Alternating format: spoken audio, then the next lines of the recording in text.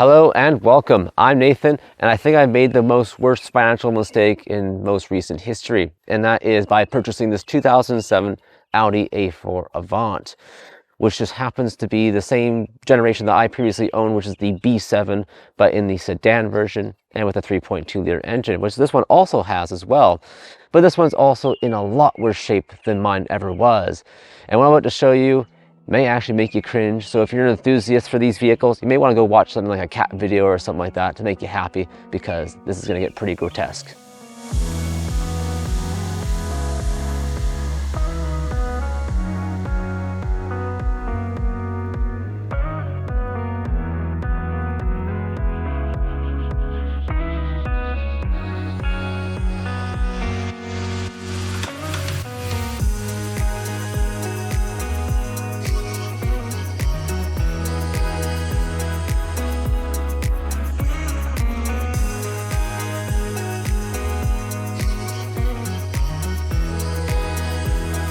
A lot of you may think I'm absolutely crazy for buying another Audi A4, especially one this old and in this poor condition. Now, I said to myself about a year ago, I'd only buy another one of these if two conditions were met. One being that it was the Avant version, so the station wagon version, not the sedan. And the second, that it was a manual transmission.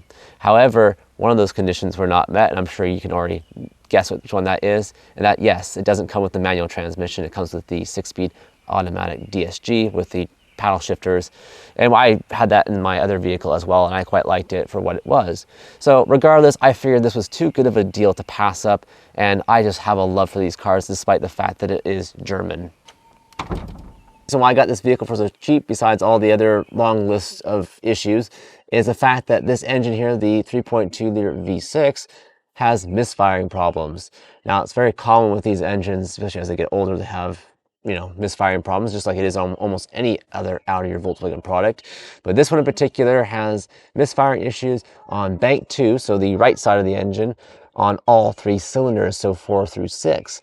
Now, I did a little bit of investigation work off camera, and I found that when I took out the ignition coil, that it was caked in oil. So that made me a little bit concerned. And the fact is, after taking off the valve cover gaskets on either side, that one looked like it had been replaced previously. So that also was kind of a bit of a red flag issue.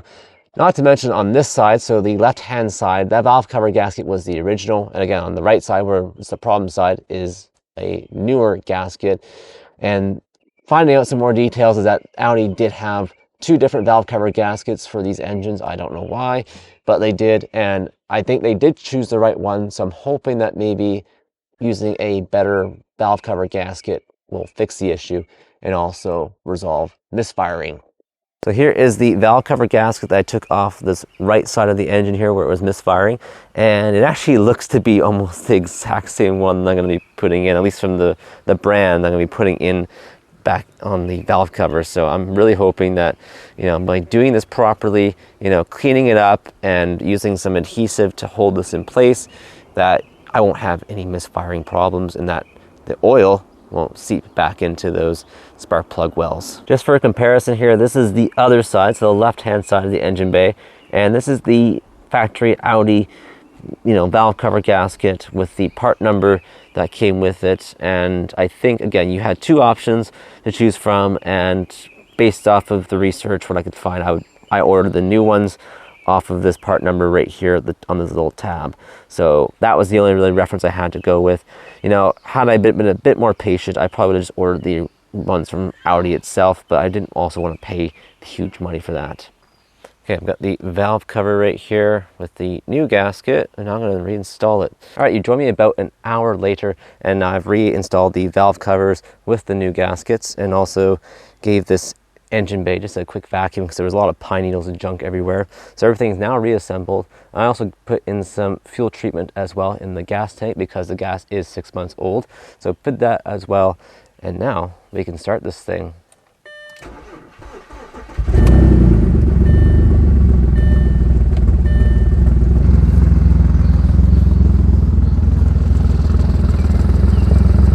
Well, you've joined me about a week later after that last clip of me running the engine here, and as you could probably tell, it was misfiring still really badly. And after doing some investigation work, so switching coils around and then also even switching spark plugs around, even though those were all new, and even putting some new coils in, it was still misfiring on at least 4 and 6. So that made me question a lot of things, and I figured, okay, well, what's going on here? Obviously, I've done my work. So I decided to run over to the local auto parts store and get one of these, which is called a compression tester, and decided to compression test cylinders 4 and 6. And turns out it's zero pressure, meaning that there is no compression, meaning also that air is escaping either through valves or somewhere maybe in the head gasket.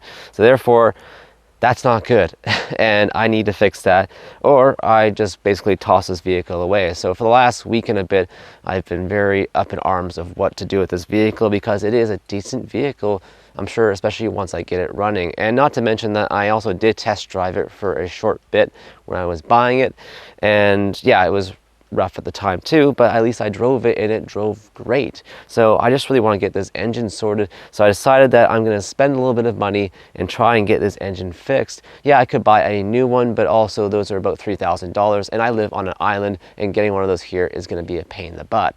So therefore, I'm going to try and fix this one, but first I'm going to see what's actually causing the misfiring and also the zero compression, meaning that I'm actually going to do what's called a leak down test on those cylinders, so cylinder 4 and 6, and see what's really happening.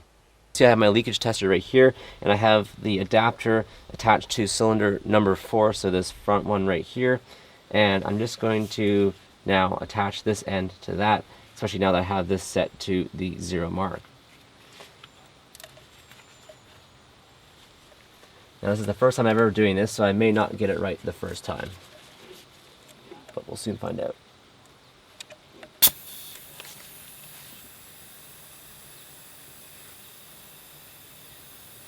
Alright, I've cranked the engine over to top dead center with a special Audi VW crank tool, and basically what I found out is that when following their diagnosis process with this leak tester, is that if air is escaping through the exhaust, meaning that the end of the vehicle, the muffler, then it's likely due to an exhaust valve. So, and actually that doesn't really surprise me, because maybe I thought, it is an exhaust valve. So therefore, I'm still going to have to remove this cylinder head and actually see what's going on, but I'm convinced now at least maybe what it is. So now we get the fun part of the disassembly. Now before I get started on removing the cylinder head in this vehicle, which I was referring to actually as the right side in the beginning of this video, it's actually on the left side, because if you're sitting in the vehicle, it's on the left side, which makes sense, but again, looking at the front, it's on the right. But anyways, in order to do that, I am going to follow this extensive manual here. It's a Bentley manual. It cost me about $50 for the PDF online, and you can just download that and print it off, especially if you're wanting to watch this as a tutorial. Please don't, because I'm not going to go through step by step on which bolts to remove and all that nonsense, because it just gets way too complicated, and I don't want to be held responsible if you make a mistake. So anyways, I'm going to follow this manual very closely, and I'm going to film little bits as I go along, but mostly I'll just be, kind of doing this off camera as well. Hello, you joined me a few days later after that last clip, and I finally got the cylinder head out. It was a lot of work, and honestly really boring to watch, so I didn't really film much of it, so I do apologize. But again, it's rather self-explanatory if you're doing it through using the manual and actually following all those steps. So I did get the cylinder head out, and here it is. Now, I took this to a machine shop and got them to look it over and kind of give me the news, and it wasn't all pleasant. So one thing I did notice when I actually took it out, I didn't see these. These were actually kind of just turned over slightly, so I didn't get a chance to see that these cams had pitting on it. You can just see right there. Yeah, that's not good. So that was on this cam, and then also this cam as well. So yeah, I have no idea what happened here. Maybe moisture got in the engine or something, because it was just sitting for such a long period of time. I don't know. And then also, if you flip it over to the bottom here, so these are the exhaust valves, and as you can see, this one here in the center is number 5. So we got 4, 5, 6 over here, and this one here, if you take a closer look, the valves are slightly bent. Now, this is why they were kissing the top of the piston. And I mean kissing the top of the piston, that they kind of left a little bit of a scar on the top of them. Not horrible, but enough that these are definitely bent. And it wouldn't make a whole lot of sense financially, being about $500 is what I was quoted to fix this cylinder head. And at the end of the day, there's no guarantee is what they told me, especially with the pitting on the cams, especially if they try to just sand it down and resurface them, there may not be as good as they were before. So I decided that in this case, it's better just to scrap the whole idea of rebuilding this engine and actually get a used engine, which hurt me because it's a very expensive thing to do and costs way more than I spent on the vehicle, which, by the way, because I didn't mention in the beginning of this video, I spent $1,000 on that vehicle.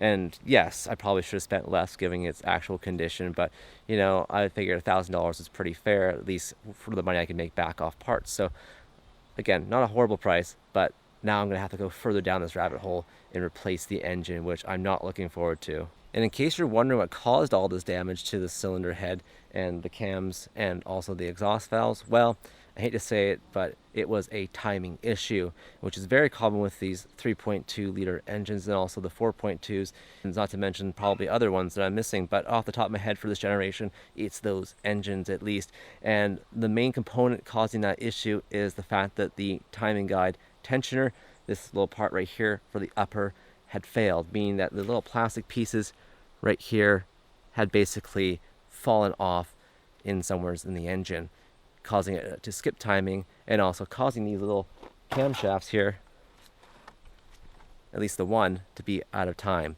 And that of course caused the exhaust valves to bend because they're, again, out of timing, hitting the top of the piston and causing damage. So unfortunately, that was the main problem. But now I know what to look out for, especially with this used engine, and hopefully shouldn't have any problems. Not to mention that I will be taking better care of this car, and hopefully we'll never have those issues ever again. And due to the magic of YouTube, you don't have to wait for this new engine to arrive, as it's already here right in front of me, and I can't wait to unveil it.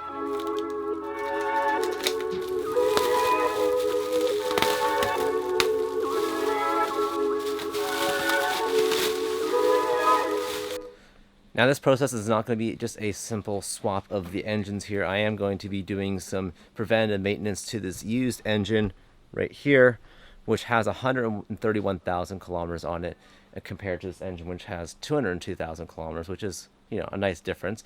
But this one also, the new one that is, costs $3,600, and that's a lot of money. So I am going to put a little bit of more money into it just to make sure that it will last me quite some time without any headache. So the first thing I'm going to do as a preventative maintenance / servicing on this used engine is actually a carbon cleaning. Now this could have been done with the engine inside, but I figured because it's out, I'm going to do it now.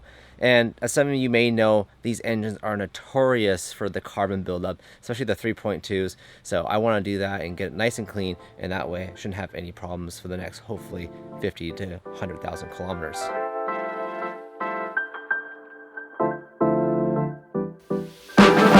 So as you can see there, it looks like it never had been carbon cleaned in its entire life, but honestly, that's not bad for 130,000 kilometers. Now I had my old Audi A4 carbon cleaned at about 130K, so it's about time, I'd say, to get it done. Well, it's yet another day in this video, and I've kind of lost track of how many days I have so far. I probably should just end this video at a point here. But anyways, so what I'm going to be doing again is the carbon cleaning, so using a walnut blaster just to get rid of all the carbon deposits in the engines. And to do that, I have a bit of a setup here, so I just want to quickly show you that, and then I'll show you a little bit of the walnut blasting, but again, it's pretty self-explanatory after a while. Alright, here's some of the kit I'll be using for the walnut blaster, which is this thing right here with all the walnut shells in there. Using that with this cool little tool here that you attached one end to the blasting tool and then also one end to the vacuum, which sucks it up as you're using it, which is kind of cool.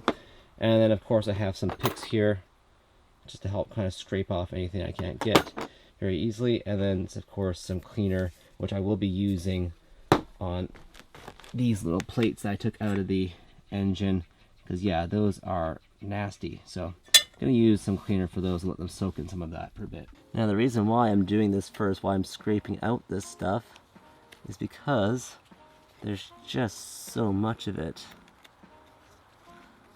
And I'd probably end up wasting, I mean, I got lots of walnut shells, I would probably end up wasting quite a bit just to clean up this heavy stuff, so. Now I know this doesn't appear to be that bad, but these are actually some big chunks that I just pulled out.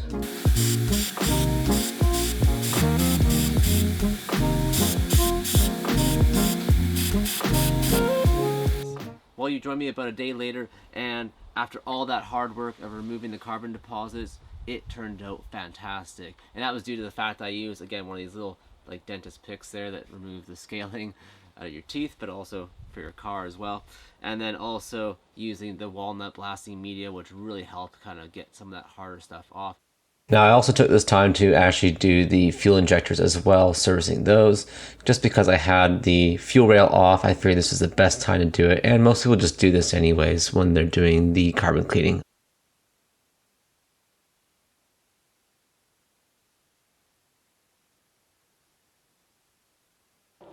You can probably already guess what I'm doing next on this engine, and that of course is replacing the upper timing guide tensioners.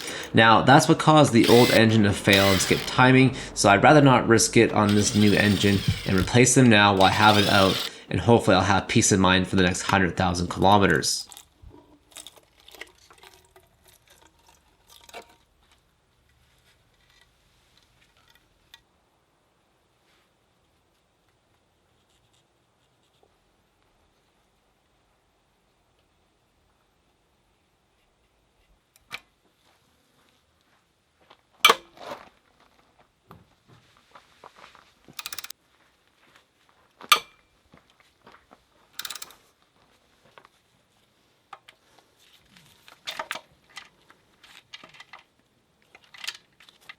So I don't know if you can see that little eye I made right there. That means it's the inner one, which means it's this one closest to the intake center of the engine.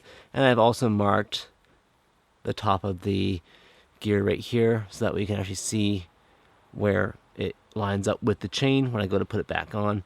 Again, did this for both of the cam phasers. That way it will go on nice and easily when I go back to reassemble.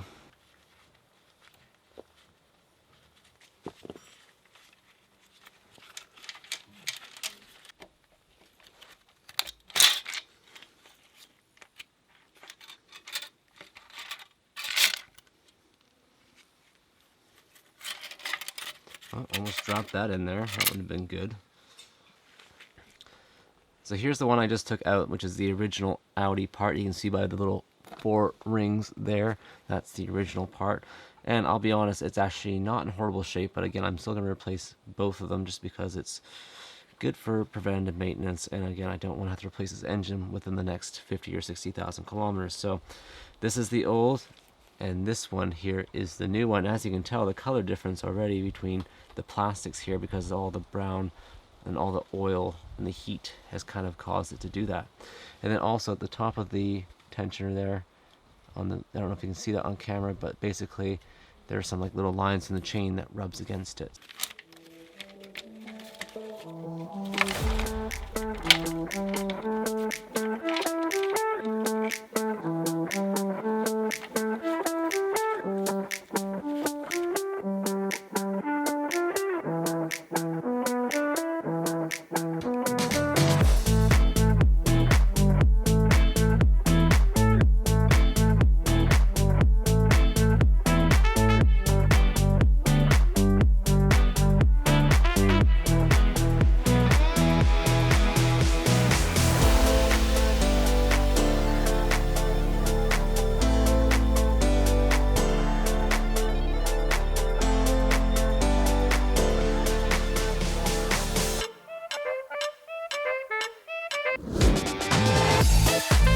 Okay, I finished torquing both of these cam phasers and also turning it an additional 9 degrees according to the specifications of the manual.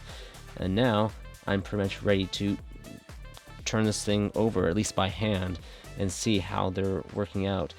And then after I'm done that, checking those to make sure they're both good, because now that I've done it on both sides there, both this side and the right hand side, I'm ready to put the covers back on. But of course I'll have to scrape off the old gasket and apply a new one, and then it's ready to go.